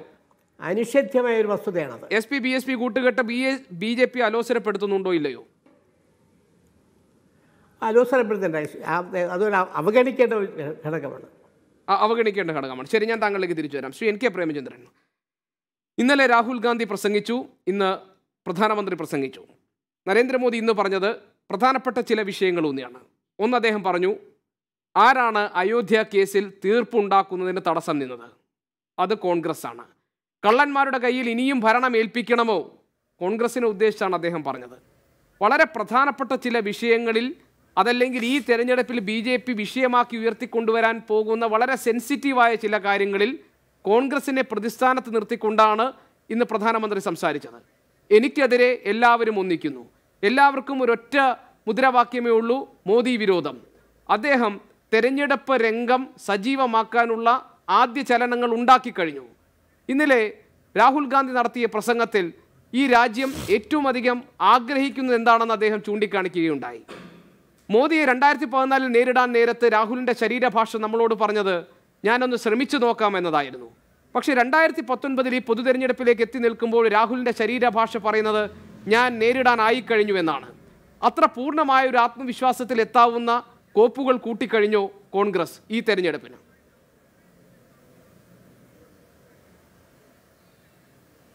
അല്ല, ഗോപികൃഷ്ണൻ്റെ വിലയിരുത്തൽ ഏറെക്കുറെയല്ല 100% ശരിയാണ് എന്നാണ് എൻ്റെ വിശ്വാസം. 2014 ശ്രീ നരേന്ദ്രമോദി നേരിട്ട രാഹുൽ ഗാന്ധി അല്ല 2019 ശ്രീ മോദിക്ക് അഭിമുഖീകരിക്കേണ്ടി വരുന്ന രാഹുൽ ഗാന്ധി.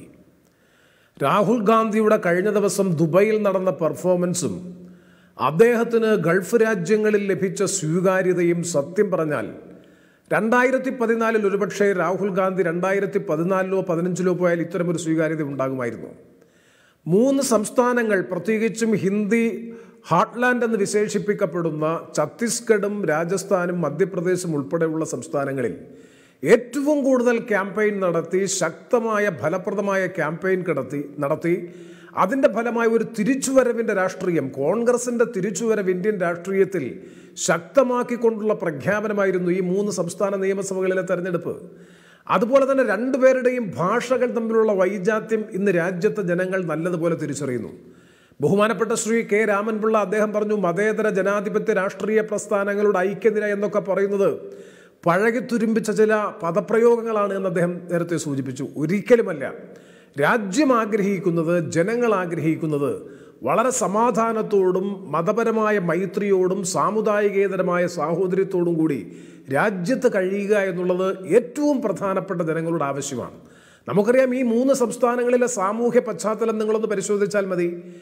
നേരത്തെ കോൺഗ്രസ് വലിയ തിരിച്ചുവരവ് നടത്തിയ 3 സംസ്ഥാനങ്ങളിലെ സാമൂഹ്യ പശ്ചാത്തലം പരിശോധിക്കുമ്പോൾ തന്നെ മനസ്സിലാക്കാൻ കഴിയും, BJP പ്രതിനിധീകരിക്കുന്ന രാഷ്ട്രീയം ഏറ്റവും കൂടുതൽ സ്വാധീനം ചെലുത്തേണ്ടുന്ന സംസ്ഥാനങ്ങളിലാണ് കനത്ത തിരിച്ചടി BJPക്ക് നേരിട്ടത്. എന്തുകൊണ്ട് എന്ന് പറഞ്ഞാൽ ജനം മാറി ചിന്തിക്കാൻ തുടങ്ങിയിരിക്കുന്നു.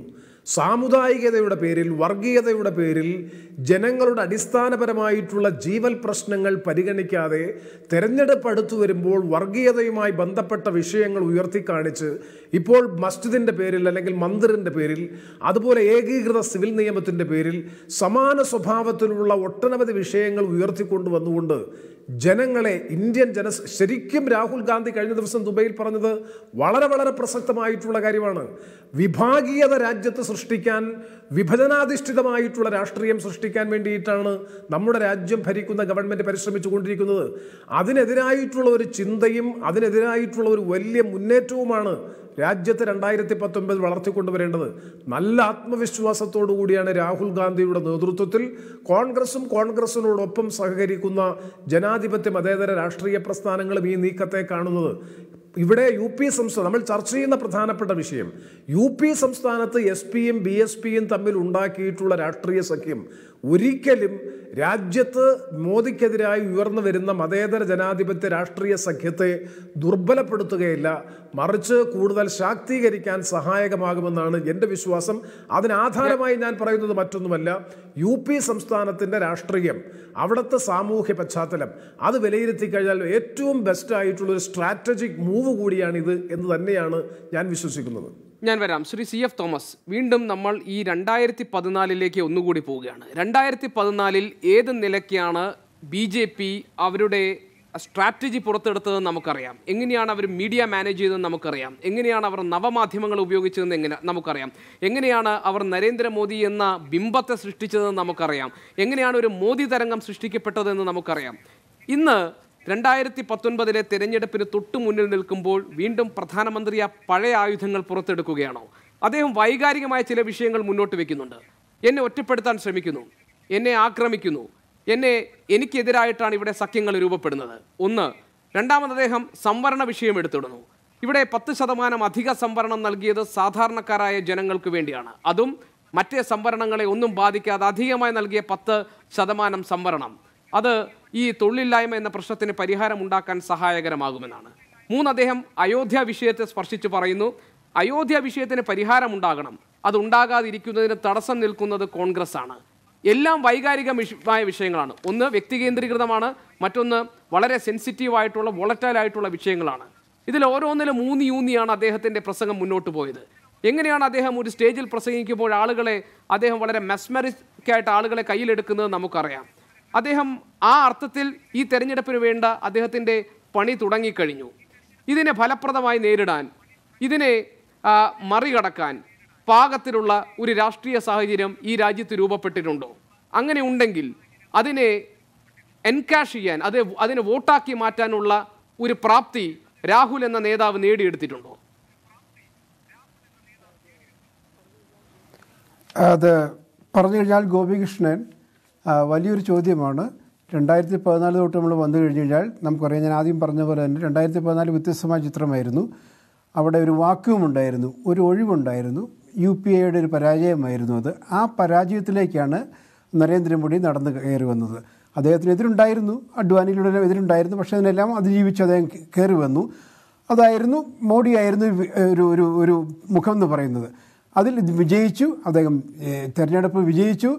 അതിനുശേഷം നടന്ന സംഭവങ്ങൾ 2019 ജനുവരി വരെ നിൽക്കുമ്പോൾ നമ്മൾ തിരിഞ്ഞു നോക്കിക്കഴിയുമ്പോൾ പല കാര്യങ്ങളും ജനങ്ങൾ തീർച്ചയായിട്ടും നോക്കും. നമുക്ക് എന്ത് നേടി, എന്ത് നേടാൻ പറ്റി, എന്തെല്ലാം പരാജയപ്പെട്ടു. അതായത് ഡീമോണിറ്റൈസേഷൻ ഒരു പ്രശ്നമാണ്, GSTയുടെ ഇംപ്ലിമെൻറ്റേഷൻ വേറൊരു പ്രശ്നമാണ്. അതുപോലെ തന്നെ ഈ നാട്ടിൽ ഉണ്ടാകുന്ന ഈ കലാപങ്ങൾ, വിഭാഗീയതയുടെ പേരുണ്ടാകുന്ന കലാപങ്ങൾ, ഈ പശു സംരക്ഷകരുടെ ആക്രമണങ്ങൾ, ഇതെല്ലാം വർത്തായിരുന്നു. ഇതൊക്കെ ഉണ്ട്, നമ്മൾ എന്ത് നേടി, നമുക്ക് ഗുണം ചെയ്തു എന്നുള്ള കാര്യങ്ങളൊക്കെ ജനങ്ങൾ തീർച്ചയായിട്ടും ഈ തെരഞ്ഞെടുപ്പിൽ ചോദിക്കും. ഞാൻ അതിനെക്കുറിച്ച് എനിക്ക് തികച്ചും തെറ്റായിരുന്നു ഞാൻ പറയുള്ളൂ. അങ്ങനെയുള്ളൊരു സാഹചര്യമാണ് വന്നുകൊണ്ടിരിക്കുന്നത്. അങ്ങനെയുള്ളൊരു സാഹചര്യത്തിലാണ് വരുന്നത്. അതായത് ഇപ്പോൾ 10% പിന്നോക്കക്കാർക്ക് കൊടുത്തു എന്ന് പറയുന്നു. ഈ ഭരണത്തിൻ്റെ അവസാനമാണിത് കൊടുക്കുന്നത്. എന്തുകൊണ്ട് നേരത്തെ കൊടുക്കാൻ പറ്റിയില്ല? ഇതിൻ്റെയൊക്കെയുള്ള രാഷ്ട്രീയ ചൂതുകളി, പോരാട്ടമെല്ലാം എല്ലാവർക്കും മനസ്സിലാകും. അപ്പോൾ അങ്ങനെയുള്ളൊരു സാഹചര്യത്തിലേക്ക് വരുമ്പോഴത്തേക്ക് ഉദ്ദേശശുദ്ധിയും രാഷ്ട്രീയ ആത്മാർത്ഥത എല്ലാം എല്ലാവർക്കും മനസ്സിലാകും. അതൊക്കെ വരട്ടെ. അതിലേക്ക് വരുന്നതിന് മുമ്പായിട്ട് എനിക്ക് പറയാനുള്ളത്, ഈ നരേന്ദ്രമോദിയുടെ ഈ ഏറ്റവും സിംഗിൾ ലാർജസ്റ്റ് പാർട്ടിയായിട്ട് നരേന്ദ്രമോദിയുടെ BJP വന്നാൽ പോലും നരേന്ദ്രമോദി പ്രധാനമന്ത്രി സ്ഥാനാർത്ഥിയാകുമോ എന്നുള്ള ചോദ്യമാണ് ഇപ്പോൾ ഡൽഹിയിൽ കേൾക്കുന്നത്. അതുകൊണ്ടാണ് ഗഡ്കരി അദ്ദേഹത്തിനെതിരായിട്ട് പല വിമർശനങ്ങളുമായിട്ട് വരുന്നതെല്ലാം. അങ്ങനെയുള്ള അവിടെ ഉരുത്തിരിഞ്ഞു വരുന്നുണ്ട്. അത് കഴിഞ്ഞാൽ പോലും ഏതായാലും BJPക്ക് അതേപോലെ 282 സീറ്റ് കിട്ടാൻ പോകുന്നില്ല എന്നുള്ള കാര്യം എല്ലാവർക്കും അറിയാവുന്നതാണ്. അപ്പോൾ അത് സിംഗിൾ ലാർജസ്റ്റ് പാർട്ടിയായിട്ട്, അതായത് 150 സീറ്റ് വന്നാൽ പോലും ഒരുപക്ഷെ നരേന്ദ്രമോദി പ്രധാനമന്ത്രിയാണെന്ന് ആരും നിർബന്ധമില്ല. കോൺഗ്രസിന് ഒരുപക്ഷെ 100-ന് മുകളിലേക്ക് വരും. ഇപ്പം 44 ഉള്ളതിൽ നിന്നും 100-ലേക്ക് മുകളിൽ വന്നു കഴിഞ്ഞു കഴിഞ്ഞാൽ കോൺഗ്രസിന് ഒരു ഡിറ്റക്റ്റിംഗ്, അതായത് ബാർഗൈനിങ് പവർ കൂടി വരും. അങ്ങനെയുള്ള കാൽക്കുലേഷനൊക്കെ വരും. പക്ഷെ നമ്മൾ പറയാൻ സമയമായിട്ടില്ല. എന്നിരുന്നാൽ തന്നെയും ഏതായാലും നടക്കാൻ പോകുന്ന തിരഞ്ഞെടുപ്പിൽ നരേന്ദ്രമോദിയും അമിത്ഷായും UP-C സഖ്യത്തിൻ്റെ പേരിൽ തീർച്ചയായിട്ടും അവർക്ക് ഏറ്റിരിക്കുന്ന ഏറ്റവും വലിയ ഭീഷണിയാണ്. അവർ ഏതെല്ലാം രീതിയിൽ ഇന്ന് BJPയുടെ നാഷണൽ കൗൺസിലെല്ലാം ഇന്ന് നരേന്ദ്രമോദിയുടെ പ്രസംഗം ഉണ്ടായി, ഞാൻ കേൾക്കുകയുണ്ടായി. അതിലെല്ലാം പറഞ്ഞ കാര്യങ്ങൾ തന്നെയാണ് അദ്ദേഹം പറയുന്നത്. അദ്ദേഹം ആവർത്തിച്ചുകൊണ്ടിരിക്കുകയാണ്. ശ്രീ എ വിജയരാഘവൻ, ഈ തെരഞ്ഞെടുപ്പിൽ, അതായത് രാജ്യത്തിന്റെ ജനാധിപത്യവും മതേതരത്വവും ഒക്കെ ഗുരുതരമായ ഭീഷണി നേരിട്ടുകൊണ്ടിരിക്കുന്ന ഈ കാലഘട്ടത്തിൽ ആരാണ് മുഖ്യശത്രു എന്നതിനെ ചൊല്ലി താങ്കളുടെ പാർട്ടിക്കകത്തും വിവാദങ്ങൾ പുകഞ്ഞിരുന്ന നാളുകളുണ്ടായിരുന്നു. അവിടെ വർഗീയ ഫാഷിസ്റ്റ് ശക്തികളെ ചെറുത്തു തോൽപ്പിക്കാൻ, അവരെ ഈ വിജയത്തിൽ നിന്ന് പുറത്തു നിർത്താൻ സാധ്യമാകുന്ന എല്ലാ പോംവഴികളും നേടണം എന്ന അഭിപ്രായമുള്ളവരായിരുന്നു ഉള്ളവരുമുണ്ടായിരുന്നു.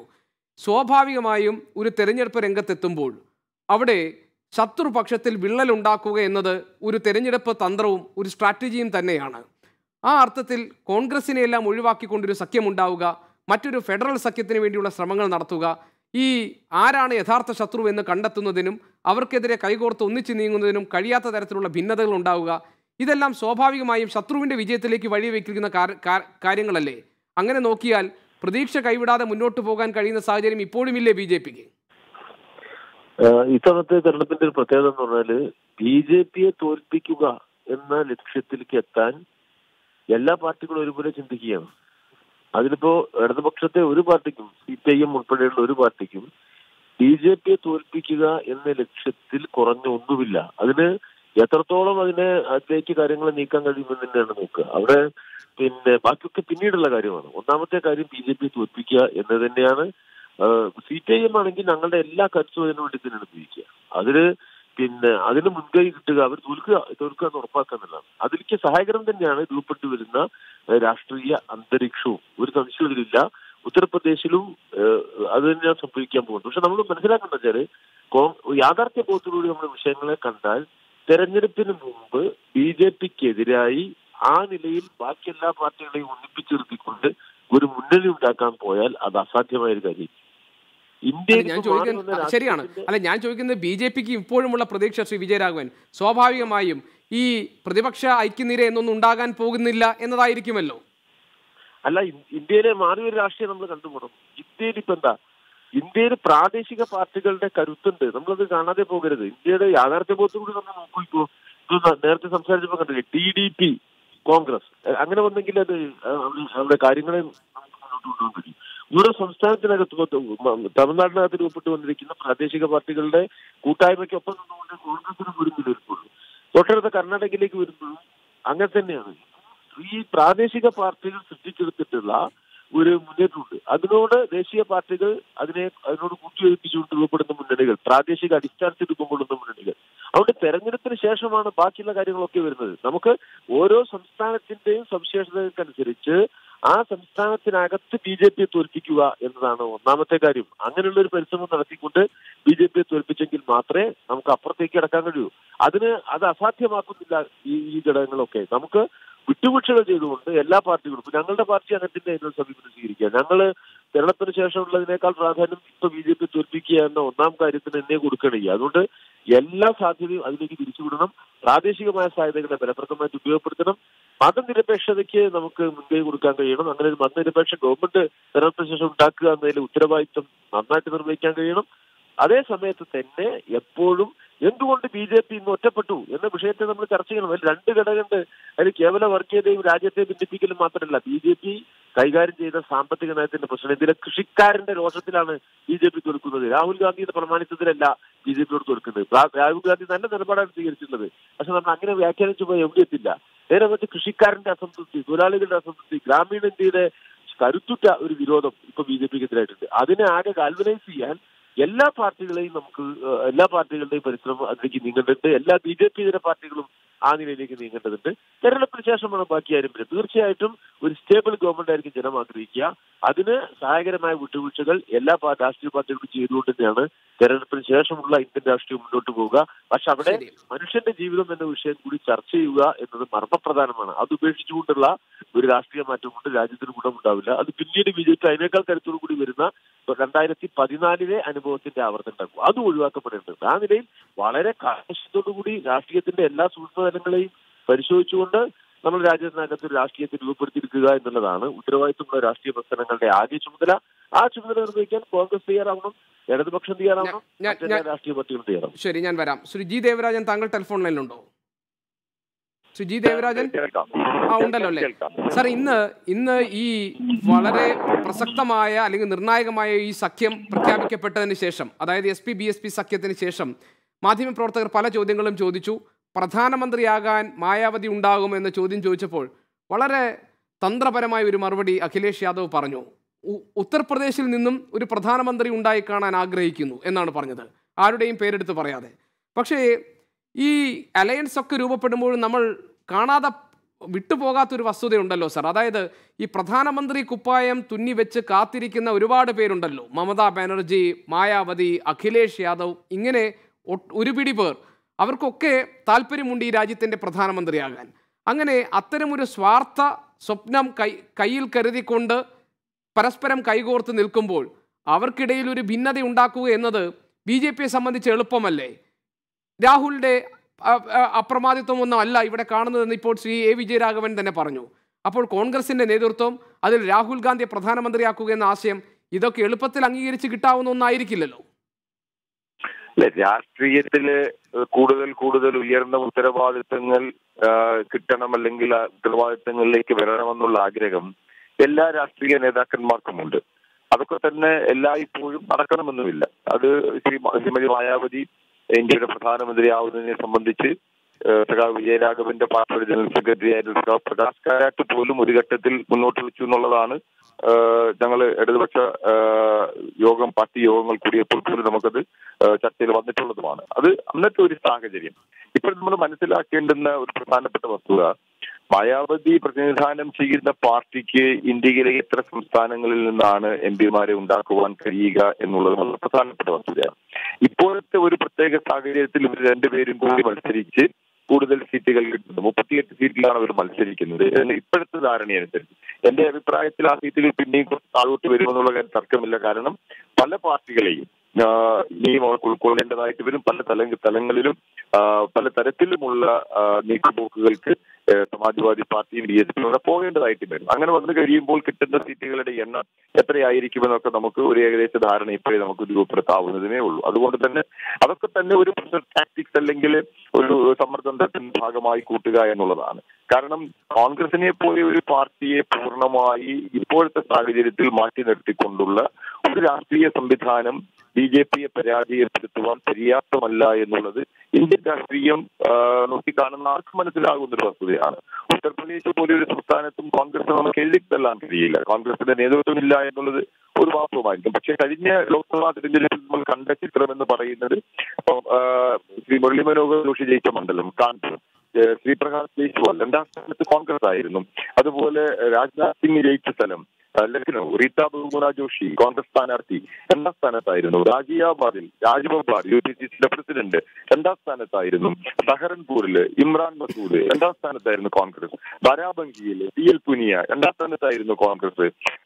കുശിനഗറിൽ RPN സിംഗ് ആഭ്യന്തര സഹമന്ത്രിയായിരുന്ന ആളാണ്, അദ്ദേഹം രണ്ടാം സ്ഥാനത്തായിരുന്നു.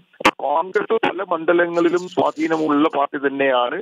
ഒരു ഫലപ്രദമായ നേതൃത്വത്തിന്റെ അഭാവം ഉത്തർപ്രദേശിൽ അവർ അനുഭവിക്കുന്നു എന്നുള്ളത് ഒരു വാസ്തവമാണ്. പക്ഷെ അതിന്റെ അർത്ഥം കോൺഗ്രസിനെ പൂർണ്ണമായും അവഗണിച്ചുകൊണ്ടുള്ള ഒരു രാഷ്ട്രീയ നീക്കവും ദേശീയ തലത്തിൽ ഫലപ്രദമാകില്ല എന്ന് തന്നെയാണ് നമുക്ക് മനസ്സിലാക്കേണ്ടത്. ശ്രീ K. രാമൻപിള്ള, താങ്കൾ നേരത്തെ പറഞ്ഞു ഇതിനൊന്നും BJP ഭയപ്പെടുന്നില്ല. കാരണം BJPക്ക് ഭയപ്പെടാൻ പാകത്തിലുള്ള ഒരു രാഷ്ട്രീയ എതിർ സാഹചര്യങ്ങളും ഇപ്പോഴുണ്ടായിട്ടില്ല എന്ന്.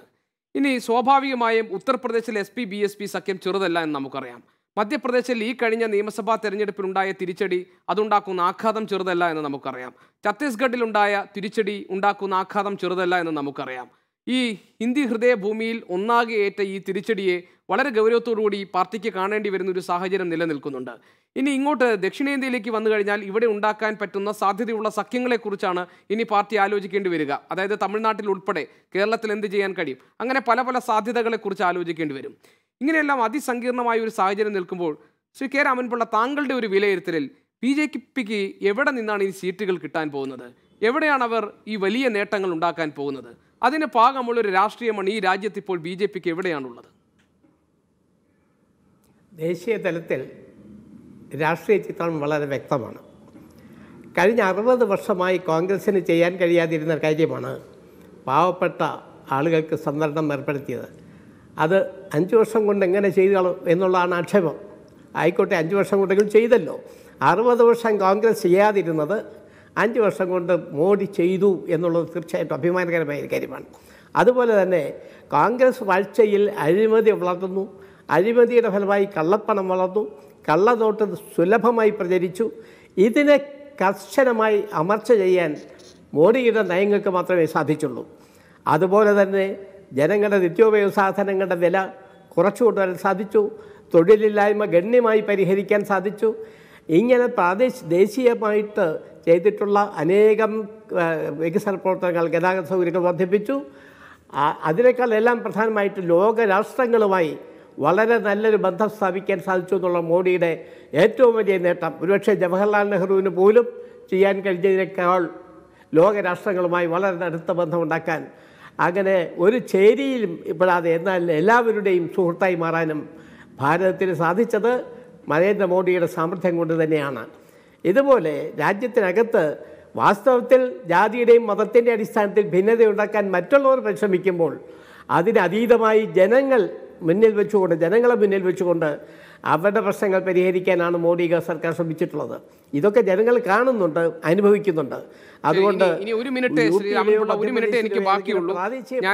ഞാൻ അതിന് മറുപടി ശ്രീ എൻ കെ പ്രേമചന്ദ്രൻ നൽകുമെന്ന് പ്രതീക്ഷിക്കുന്നു. ശ്രീ എൻ കെ പ്രേമചന്ദ്രൻ, 1 മിനിറ്റേ ഉള്ളൂ. ദയവായി താങ്കൾ അതിൽ ചുരുക്കണം താങ്കളുടെ മറുപടി. പറഞ്ഞോളൂ. 2 മിനിറ്റ്. അല്ല, 5 വർഷക്കാലത്തെ ഭരണ നേട്ടങ്ങളെ സംബന്ധിച്ചാണ് നേരത്തെ ശ്രീ കെ രാമൻപിള്ള അദ്ദേഹം സൂചിപ്പിച്ചത്. വളരെ അടിസ്ഥാനരഹിതമായിട്ടുള്ള അവകാശവാദമാണ് അദ്ദേഹം മുന്നോട്ട് വെച്ചത്. തൊഴിലില്ലായ്മയുടെ കാര്യത്തിൽ 2014 പാർലമെന്റ് തെരഞ്ഞെടുപ്പിൽ BJP മുന്നോട്ട് വെച്ച വാഗ്ദാനങ്ങൾ ഒന്നും പ്രാവർത്തികമാക്കാൻ കഴിഞ്ഞില്ല എന്ന് സ്വയം സമ്മതിച്ചുകൊണ്ടുള്ള വസ്തുതകളും വിവരങ്ങളുമാണ് നമ്മുടെ രാജ്യത്ത് നമ്മുടെ മുമ്പിലുള്ളത്. അപ്പോൾ അത്തരമൊരു പശ്ചാത്തലത്തിൽ ഭരണ മികവിൻ്റെയും ഭരണ നേട്ടത്തിൻ്റെയും പേരിലാണ് വീണ്ടും അധികാരത്തിൽ വരും എന്ന് ആഗ്രഹിക്കുന്നതെങ്കിൽ, അല്ലെങ്കിൽ ജനങ്ങളോട് അഭ്യർത്ഥിക്കുന്നതെങ്കിൽ, ആ നേട്ടം ഏതെങ്കിലും ഒന്ന് ഭരണപരമായിട്ടുള്ള നേട്ടം ചൂണ്ടിക്കാണിക്കാൻ ഏറ്റവും ഒടുവിൽ മുന്നോട്ട് വെക്കുന്നത് 10% പേർക്ക് മുന്നോക്ക സമുദായത്തിൽപ്പെട്ട അല്ലെങ്കിൽ സാമ്പത്തികമായി പിന്നോക്കം നിൽക്കുന്നവർക്ക് സംവരണം ഏർപ്പെടുത്തി എന്നുള്ളതാണ്. അതാണ് ഞാൻ നേരത്തെ സൂചിപ്പിച്ചത്. തെരഞ്ഞെടുപ്പ് അടുത്തു വരുന്ന തെരഞ്ഞെടുപ്പിൽ ഒരു കാരണവശാലും ജയിക്കാനുള്ള സാധ്യതയില്ല എന്ന് കാണുമ്പോൾ എടുക്കുന്ന ഏറ്റവും വലിയൊരു റിസ്ക് ഫാക്ടറാണ് ഇപ്പോൾ BJP എടുത്തിരിക്കുന്നത്. ആത്മവിശ്വാസമില്ലായ്മയുടെ പ്രത്യക്ഷമായിട്ടുള്ള പ്രതിഫലനമാണ് സത്യത്തിൽ ഇത്തരമൊരു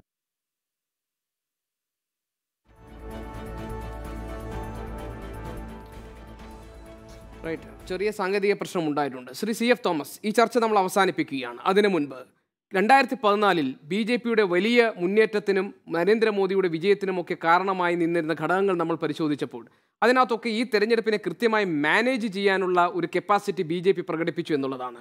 ആ കേവലമായ ഒരു ഇലക്ഷൻ മാനേജ്മെൻറ്റിൽ അവർ കാണിക്കുന്ന ഒരു പ്രാവീണ്യം ഇത്തവണ അവർക്ക് പുറത്തെടുക്കാൻ കഴിയുമോ ഈ പ്രതികൂല സാഹചര്യത്തിൽ?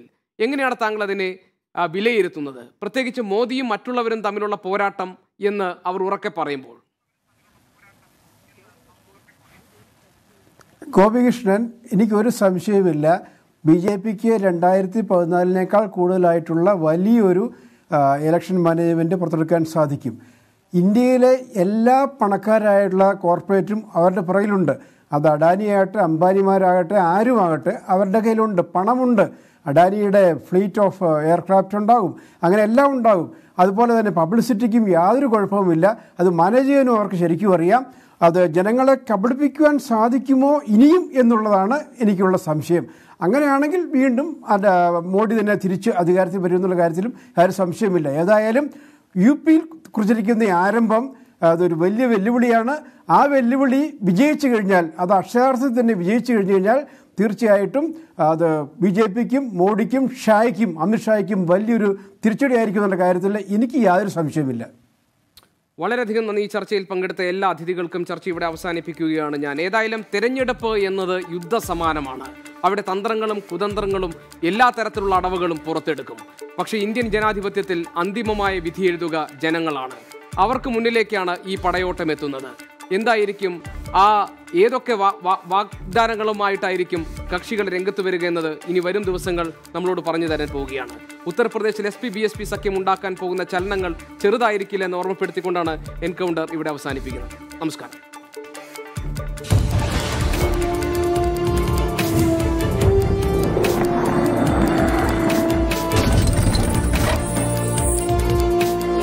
You are watching 24 from News Headquarters, Kochi.